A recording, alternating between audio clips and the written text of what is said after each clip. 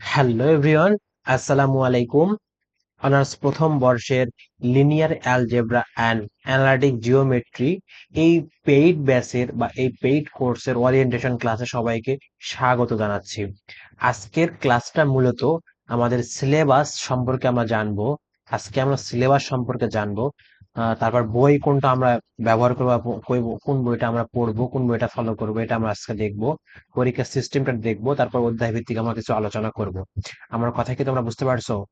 তো তোমাদের যারা আহ কোনো প্রবলেম ফেস করো বা কোনো প্রবলেম যদি তোমাদের হয়ে থাকে, তাহলে অবশ্যই এই নাম্বারে তোমরা হোয়াটসঅ্যাপ করবা, অথবা আমাদের তো মেসেঞ্জার গ্রুপ আছে পেইড ব্যাচের, সেই মেসেঞ্জার গ্রুপে তোমরাও বলতে পারো। ঠিক আছে? তাহলে আমি তোমাদের লাইন টু লাইন একটু বুঝাই দেই। আর এখানে একটু কথাবার্তা আছে। এই যে লিনিয়ার অ্যালজেব্রা, এই লিনিয়ার অ্যালজেব্রাটা আগের সিলেবাসে একটা বই ছিল। আর অ্যানালিটিক জিওমেট্রি, এটা একটা বই ছিল। টোটাল দুইটা বই ছিল, কিন্তু এই যে গত বছর থেকে তোমাদের এই দুইটা কোর্স এক জায়গায় করে দিয়ে একসাথে পরীক্ষা নিচ্ছে, মানে দুইটা বই এক জায়গায় করে দিছে। তাহলে এটা একটু মোটা বই হবে বা বড় বই হবে, তো সমস্যা নাই ভাইয়া।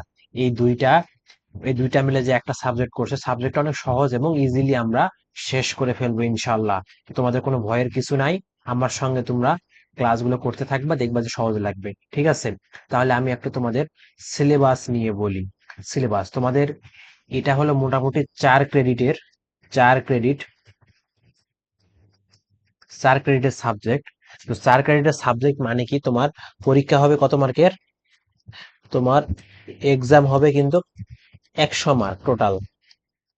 তার মধ্যে 100 মার্কের ভিতর তোমার থাকবে হলো 80 মার্ক রিটেন, 80 মার্ক থাকবে কি রিটেন, আর 20 মার্ক থাকবে হলো ইন কোর্স, তারপর অ্যাসাইনমেন্ট, তারপর থাকবে তোমাদের অ্যাটেন্ডেন্স, এগুলোর উপর 20 মার্ক থাকবে। এই টোটাল তোমাদের 100 মার্ক। এবং তোমরা ভাইয়া, তোমরা এখানে একটা জিনিস খেয়াল করবে, এই ক্রেডিটের উপর 1 ক্রেডিট হলে আমাদের কিন্তু 25 মার্ক হয়, এবং 2 ক্রেডিট হলে 50 মার্ক হয়, 3 ক্রেডিট হলে 75 মার্ক হয়। তো আমাদের এটা আগে ছিল 3 ক্রেডিট করে একটা করে সাবজেক্ট ছিল, কিন্তু এবার দুটো এক জায়গায় করে 4 ক্রেডিট করে দিয়েছে। তো আমাদের জন্য ইজি হয়েছে, এবং মানে রেজাল্ট ভালো করার জন্য ভালো হয়েছে। কিন্তু কথা হলো, দুইটা বই যেহেতু এক জায়গায় করে দিছে, এই জন্য একটু প্রবলেম হতে পারে, অনেক বড় মনে হতে পারে। কিন্তু ভাইয়া, তোমরা যদি আমাদের এই রুটিন এবং আমাদের ব্যাচের সঙ্গে তোমরা যদি এগিয়ে যাও, তাহলে অবশ্যই অবশ্যই তোমাদের সহজ মনে হবে এবং সবকিছু তোমরা সলভ করতে পারবা। সেই হিসাবে তোমাদের আমি ক্লাসগুলো রুটিনগুলো সাজাবে। ঠিক আছে? আচ্ছা, তারপরে তোমাদের আর কি এখানে আছে আমাদের? আর এখানে আছে হলো পরীক্ষার সিস্টেম। তো বললাম বই কোনটা ফলো করব, বইটা আমি দেখাবো। বুক বুক হলো তিতাস আমরা ফলো করব। তিতাস, তিতাস পাবলিকেশন। তোমাদের মেজর সবগুলো বই তিতাস আমরা ফলো করব, নন মেজর গুলো আমরা রেফারেন্স দিয়ে দিয়ে সব দেখাই দেবো। নন মেজর ক্লাস শুরু হলে সেখানে তোমাদের দেখাই দেবো। তাহলে তোমাদের ক্রেডিট সংখ্যা, এক্সাম সিস্টেম এবং বুক নিয়ে আমরা আলোচনা করলাম। এবার আমরা আলোচনা করব যে আমাদের অধ্যায় ভিত্তিক আলোচনা কি কি আছে, অধ্যায় ভিত্তিক কি কি আলোচনা আছে। আর হ্যাঁ, আমাদের যে পেইড কোর্সের সিস্টেমটা হলো সপ্তাহে সপ্তাহে 4 দিন ক্লাস হবে। 4 দিন ক্লাস, আমি অন্য পেজে লিখি, সপ্তাহে 4 দিন ক্লাস। একদিন একদিন সেটা হলো শুক্রবারে, শুক্রবারে এক্সাম, শুক্রবারে কি এক্সাম।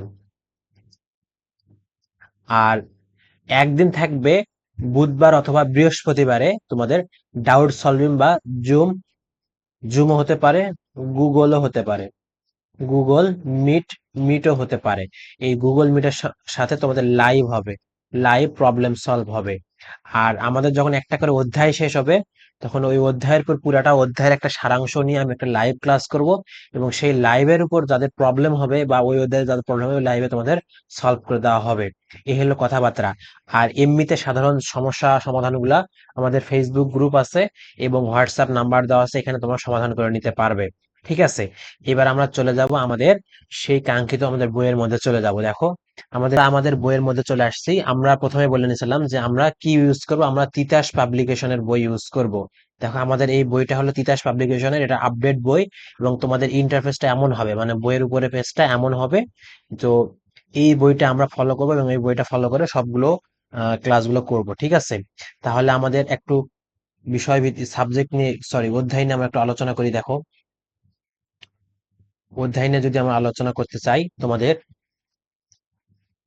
আমাদের প্রথমে আছে লিনিয়ার অ্যালজেব্রা। লিনিয়ার অ্যালজেব্রা আমাদের কিন্তু দুইটা পার্ট আছে, একটা হলো কি লিনিয়ার অ্যালজেব্রা পার্ট, আর একটা হলো অ্যানালিটিক জিওমেট্রি। আমাদের প্রথম পার্ট হলো লিনিয়ার অ্যালজেব্রা। এই লিনিয়ার অ্যালজেব্রার মধ্যে এই লিনিয়ার অ্যালজেব্রার মধ্যে কয়টা অধ্যায় আছে? টোটাল আমাদের 6টা অধ্যায় আছে। কয়টা অধ্যায় ভাইয়া? টোটাল 6টা অধ্যায় আছে। তো 6টা অধ্যায় খুব বেশি বড় না, এগুলা দ্বারা ইন্টারে ভালো করে ম্যাট্রিক্স পড়ে আসছো। সরি, 5টা অধ্যায় আছে, কিন্তু 6 থেকে অ্যানালিটিক্স শুরু আর কি। 5টা অধ্যায়ের আর পার্ট আছে, এই জন্য 6টা বললাম। দেখো, 4-এর এ আছে, 4-এর বি আছে, 4-এর এ আছে, 4-এর বি আছে, 3-এর এ বি সি 3টা অধ্যায় আছে। তো অনেকগুলা মোটামুটি আছে, 8-10টার মতো অধ্যায় হচ্ছে। তো এগুলা অধ্যায় আমাদের খুব কঠিন না, খুব কঠিন না। আমরা ইন্টারে সমাধান করছি ম্যাট্রিক্স সিস্টেম, এখানে আমরা ম্যাট্রিক্সের একটু বিস্তারিত আলোচনা করব, এবং ম্যাট্রিক্সের যাবতীয় যেভাবে সলভ করতে হয় সমীকরণ, এগুলো আমরা সমাধান করব, ঠিক আছে? তাহলে আজকে আমরা একটু অধ্যায়গুলো একটু আর একটু ডিটেলস তোমাকে বলে নেই। এই যে একঘাত সমীকরণ যে সমাধান জোটটা আছে, এই একঘাত বিশিষ্ট সমীকরণ জোটের যে সমাধানটা, এটা আমাদের কিন্তু খুব ইজি, খুব ইজি। এই একঘাত বিশিষ্ট সমীকরণ জোটটা আমরা খুব ইজিলি সমাধান করব। আমরা এর আগে বিভিন্ন সিস্টেমে করছি, অপনয়ন পদ্ধতি, বিভিন্ন পদ্ধতি সমাধান করছি। তবে সেগুলো এক চলক দুই চলক ছিল, কিন্তু এখানে অনেকগুলো চলক থাকবে, তখন সমাধান করা একটু অনেক বড় হয়ে যায়, জটিল হয়ে যায়। আমরা এখানে অনার্স লেভেলে সুন্দর একটা সিস্টেম অবলম্বন করে আমরা সমাধান করব। এটা কিন্তু খুব একটা কঠিন না, খুব সহজ এবং ইম্পর্টেন্ট একটা অধ্যায়। তারপর দেখো, 2 নম্বর অধ্যায়টা কি, ভেক্টর জগৎ বা ভেক্টর নিয়ে আলোচনা করা আছে। তো আমরা ইন্টার যারা পড়ছি, তারা ইন্টার ভেক্টরের দৈর্ঘ্য, ভেক্টরের যে মান নির্ণয় করা হয়, এবং ভেক্টর যোগ বিয়োগ ইত্যাদি এগুলো আলোচনা করছিলাম। এখানেও সেম একটু বিস্তারিত আলোচনা করতে হবে। তো এটা আমরা ইজিলি সলভ করতে পারবো। তারপর দেখো, এই দেখো, ভেক্টরের ডট গুণ, ক্রস গুণ, তারপর সমান্তরাল ভেক্টর, এগুলো নিয়ে আলোচনা করব, খুব কঠিন না।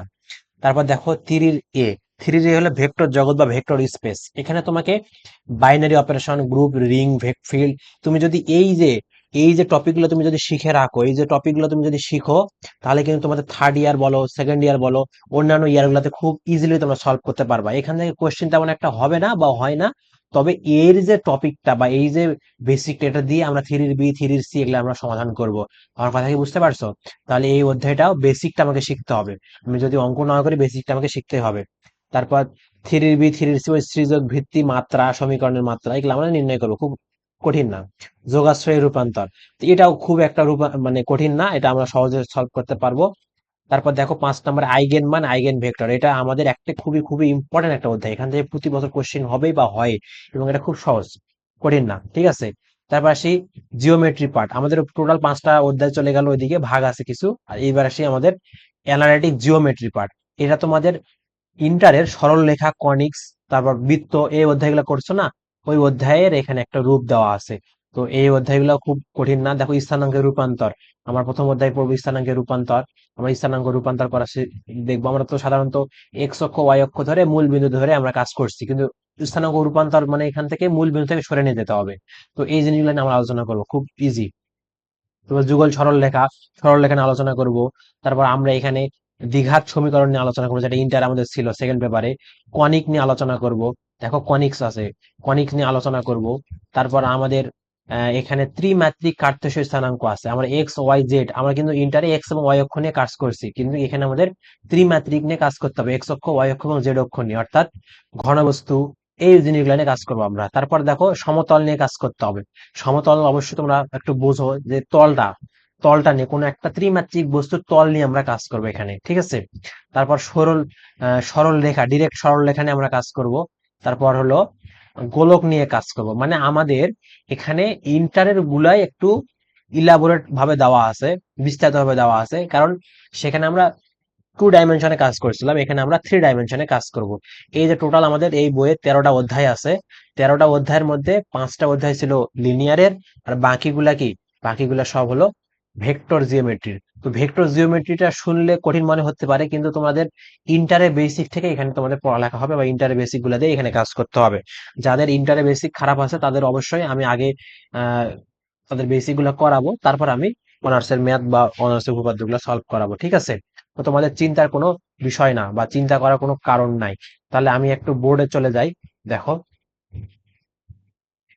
তাহলে আমাদের আমরা প্রথম মোটামুটি সিলেবাস নিয়ে জানলাম, পরীক্ষা সিস্টেম নিয়ে জানলাম, কত মার্কের পরীক্ষা হবে, কোন বই ফলো করবো, সব মোটামুটি জানা হয়ে গেছে। তাহলে এখন আমাদের শুধুমাত্র ক্লাস শুরু হবে আর কি। তাহলে আগামীকাল আমাদের লেকচার 1 হবে।